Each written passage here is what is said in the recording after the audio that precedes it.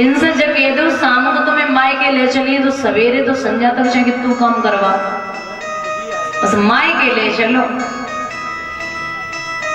पूरे घर का खेतों का काम करेंगी बराबर। इन्हें बहुत तेज बुखार हो गए ना, वो ससुर कह दे कि खाना बनाए दो तो कहेगी हाँ इतनी तेज बुखार है नहीं खाना चाहिए। वो भैया मायके से आ जाए ना तो करैया दरबे में देख नहीं लगाती, बहुत प्यारी होती है मायका, नहीं बड़ा अच्छा लगता है। और लगे क्यों ना,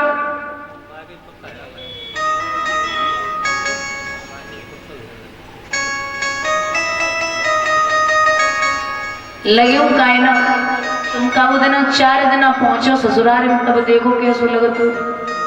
मुझे तो आएगी पूरी जिंदगी काट देती। तो सबसे पहले वहां खाना खाने वाली थी ना, वो सबसे बाद में मिलता है ससुराल में।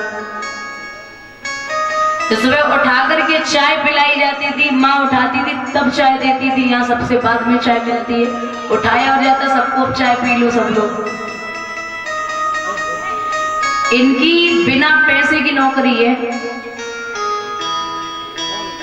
संडे के दिन ड्यूटी वालों की तब भी छुट्टी हो जाती है। इनका तो दुगना काम और बढ़ जाता है, पति घर पे रहता, उसकी अलग अलग डिमांडें होती है, आज ये बनाना आज ये बनाना।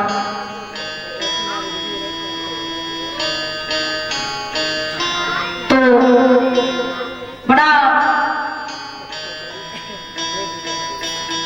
भारी इनका समर्पण होता है,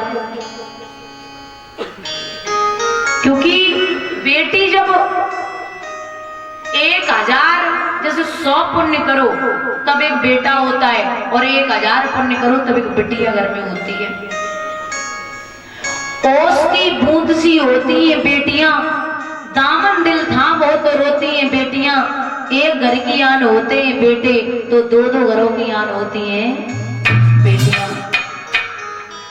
नकली धनवानों की पहचान है खोका और पेटी, नकली धनवानों की पहचान है खोका और पेटी, और असली धनवानों की पहचान है जिसके घर में सुखी हो बहू और बेटी। बेटी वो रत्न है जो हर किसी के घर में नहीं होता।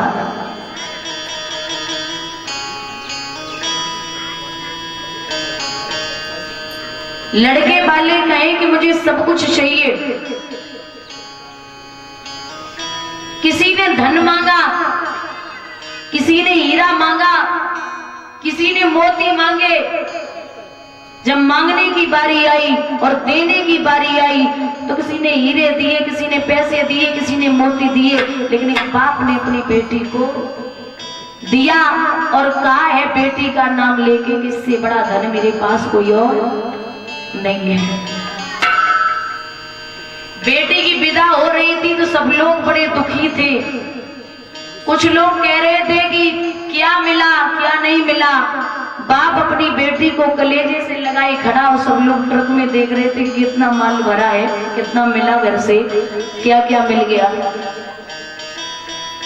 किसी से आप पेन मांगो, वो पेन देने में हिचकिचाएगा। यहाँ बैठे बाप अपनी बेटी को 20 साल तक कलेजे से रख के, कलेजे से लगा के रखते और किसी और के हाथ में दे देते।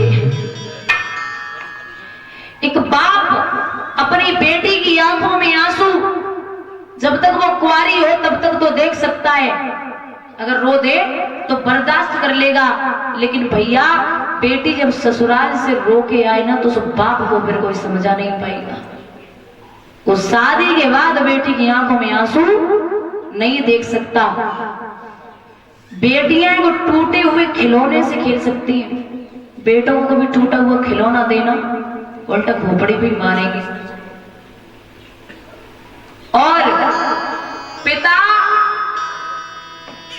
शादी के बाद अगर अपनी बेटी को कुछ दे देना तो बेटी अपने भाई और पिता से एक ही बात कहती है कि क्या जरूरत थी, तो मुझे कुछ देना, तो ये जरूर कहेगी अरे पिताजी इसकी क्या जरूरत थी, अरे भैया इसकी क्या जरूरत थी, तुमने पहले से इतना दे रखा है, इतना संपन्न घर ढूंढा मेरे लिए, मुझे कुछ देने की, भले ही वो गरीब घर में क्यों न हो, लेकिन अपने बाप से एक ही बात कहेगी कि इसकी कोई जरूरत नहीं है, मेरे पास सब कुछ है।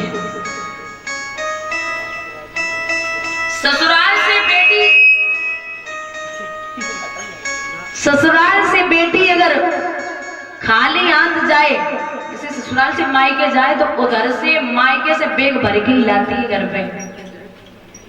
कुछ न कुछ माँ बाप जरूर पकड़ा ही देते, चाहे कितनी भी मना करो।